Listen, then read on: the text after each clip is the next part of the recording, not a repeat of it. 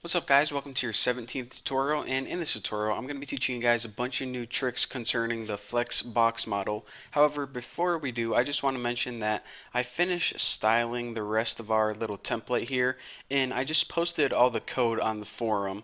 So I really didn't need to talk you guys through that in another tutorial because all I did is I styled these articles the same as last time. And then, like I said, all the code is on the forum if you need it, but we got some new stuff to talk about.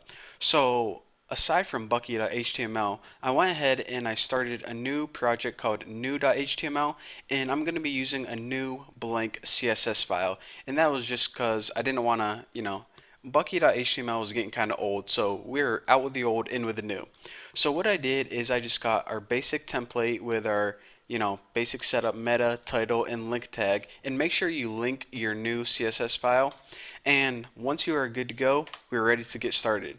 So the only thing that we're going to have in this is pretty much four div boxes. So this is just for demonstrating what I want to teach you guys. So go ahead and follow me right now.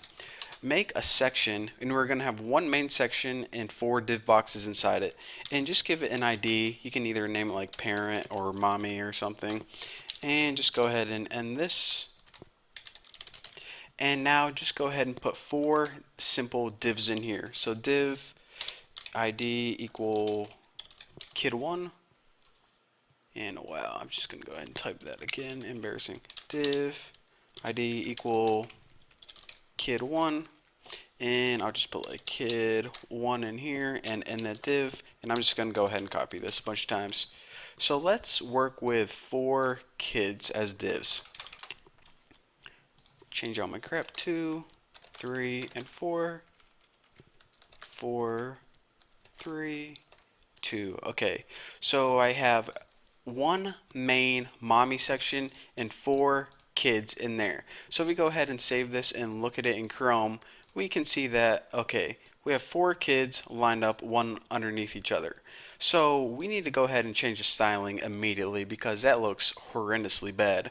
The very first thing I want to do is in our mommy, I want to add some, I just am doing this to make it look pretty. This isn't really the tutorial at all, but I want to add a border of 2 pixels solid blue, and under this I'm gonna display WebKit box. Now the reason I'm doing this is because since we're going to be looking at some examples of the flex box model or the flexible box model, you need to make the parent box. Again, I can't stress this enough. Please do not forget it.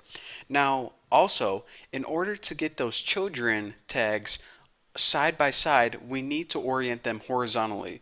So WebKit box orient horizontal, and I believe if we save this they should be side by side. So let me go ahead and launch this baby in Chrome and check it out. Now everything is side by side.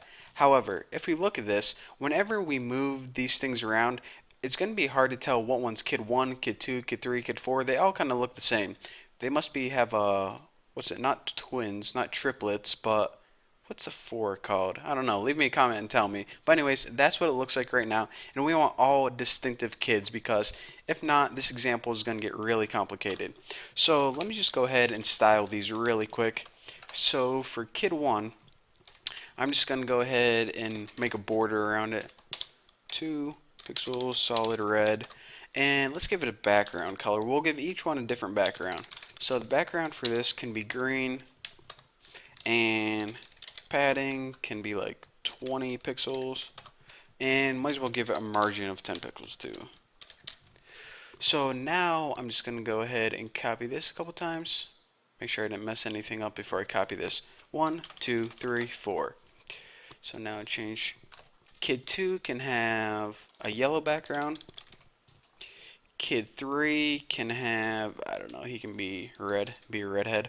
And Kid 4 can have orange. I don't think we use orange so far in this tutorial series. So now let me go ahead and save this and refresh it. And now that we got that, I just want to point out this is a lot easier to see because what I'm going to be doing is I'm going to be changing the size of these boxes and orienting them, changing the order of them. So these boxes are a whole lot easier to see than, just that text. So now that I can talk the talk, let me go ahead and walk the walk.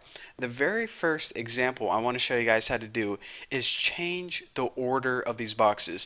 And that's one of the brilliant things that HTML5 and CSS3 is going to give us, the ability to change the order. So if we look at our div tags, we got kid 1, 2, 3, 4, all in the order according to our website layout, right like that.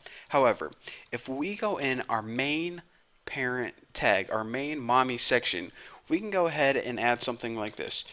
WebKit box direction, and I believe what's it called, the default of this is normal. So if we go ahead and reverse this and save it, now check this out. When I refresh, our kid 1 2 3 4 goes from 4 3 2 1.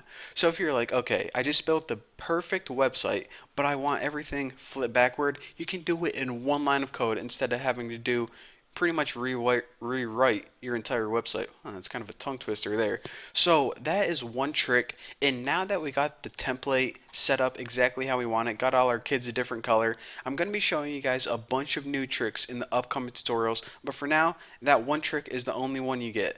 So again, I know I'm just doing it with stupid boxes right here, but if you were to make an actual website, this would be a huge section, such as, I don't know, maybe your drop down list. This would be your main content. This would be a news on the right hand side, and this would be your ads. So these are just little examples that you can apply to a bigger concept later on. But like I said, we're going to be talking about that in the upcoming tutorials. For now, that's all you get. So thank you guys for watching. Don't forget to subscribe. And remember, kids, don't go to college.